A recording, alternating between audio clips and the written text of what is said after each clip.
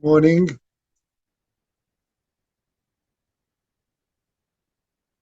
As you know, there's going to be a Zazenkai in several weeks, meaning a day, would be Saturday, where there will be sitting from about 9 till about 2.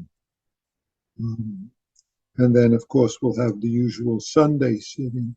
So it's a period of more opportunity to sit formally with others. So in connection with that, I want to talk a little more about Joko's suggestions on practice, which I brought up last week. These are just different suggestions that, in a sense, distill what's most important about practice, about sitting for us. So I will bring up a number of them, check off so that you can reflect on them and we can reflect on them. So the first is actually very straightforward. Joko says, when sitting, check your posture. No matter how you sit, body should be erect, not stiff, balanced, and at ease.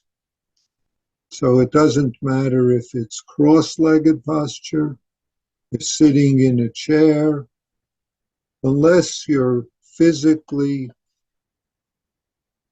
not able to, it's the erectness and not stiffness, and the sense of being balanced in terms of the head erect, the shoulders, and so forth.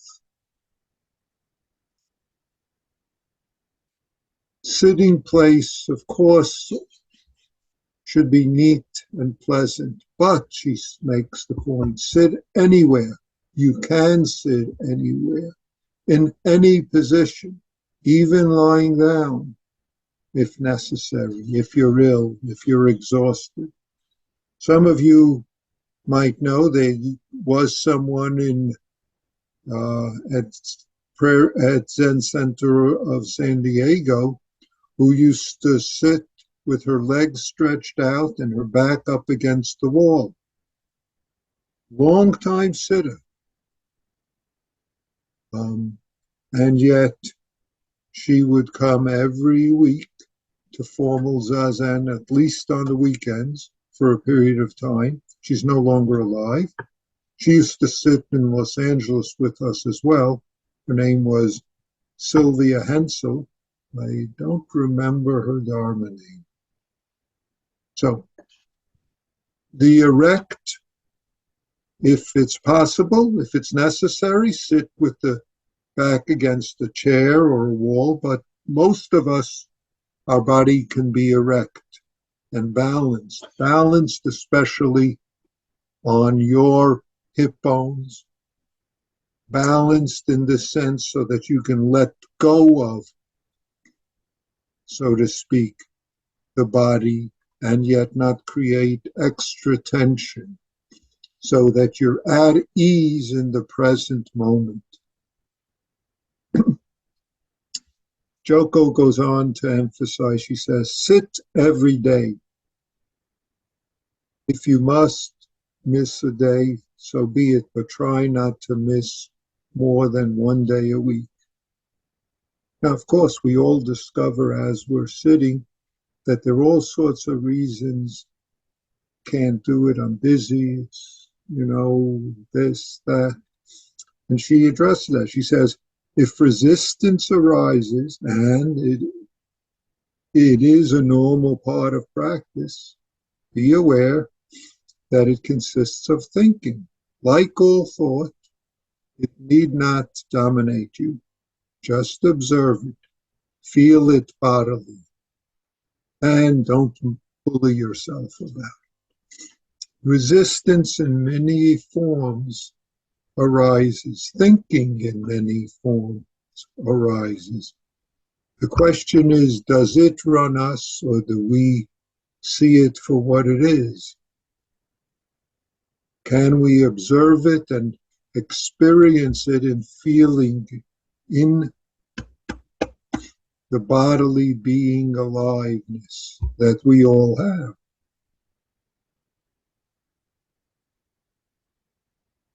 If we can, then all the circumstances of our life, our opportunities, our fodder, so to speak, our fertilizer for our life practice. Now, Joko has another suggestion, which I know many people don't like, but once a week, sit 10 to 15 minutes longer than what you want to sit, which is, of course, means you have to notice. I want to sit so-and-so. I can sit so-and-so. I need to only sit so-and-so. And she says, make the effort once a week, if possible, 10 to 15 minutes longer. But don't become obsessed by sitting. We're not talking about sitting being a way to escape work, responsibilities for others, family responsibilities. But when upset, don't avoid sitting. I'm too upset to sit. It's too much trouble right now. I can't.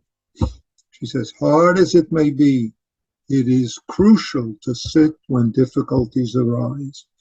And we could add on, crucial to know how to practice, to clarify how and what practice is in the midst of so-called difficulties. I don't say so-called to belittle them, but we can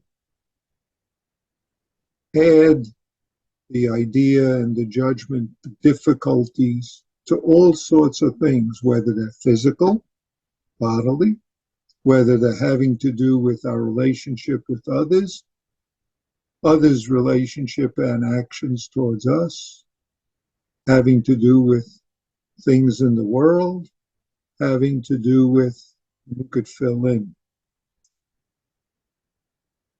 And our signal is, I'm upset about this, I'm upset about that. Good.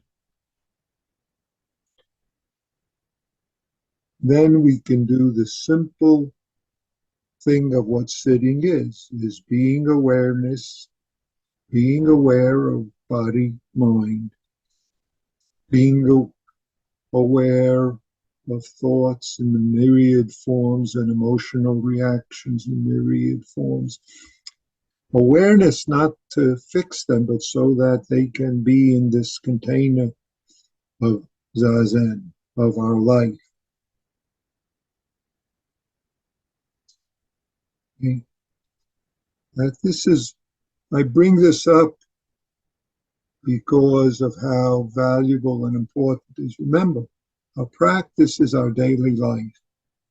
There are all sorts of opportunities to grasp onto things, thoughts, emotions, gossip, stories, complaints and judgments about ourselves or about others. Excuse me.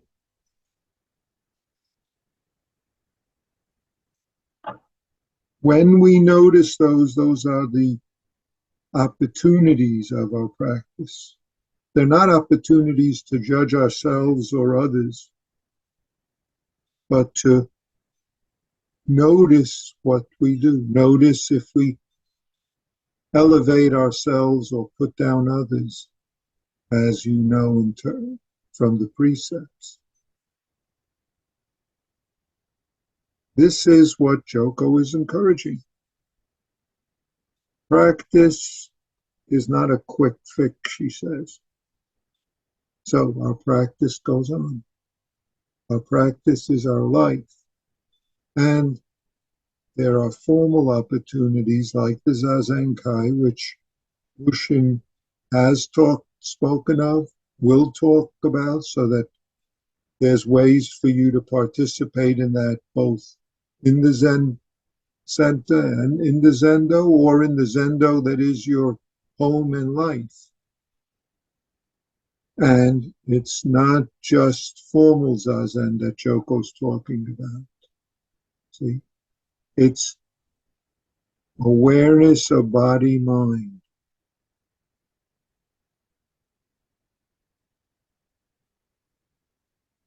It's awareness of whatever, she says, awareness of whatever is happening, including confusion, discouragement, or anxiety.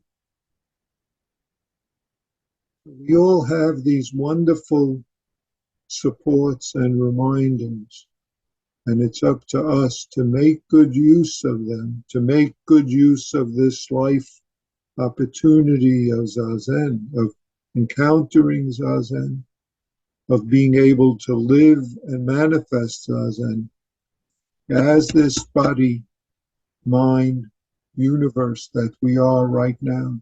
How, whatever your condition, make good use of the practice of Zazen in, with, as that condition of life. And that doesn't exclude making use of any other supports, whether it's a wall to lean against, if that's the condition, whether it's other aspects of your life.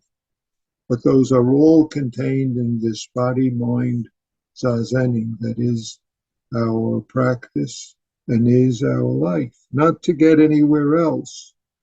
As she says, our practice is our life, and we practice forever. Thank you.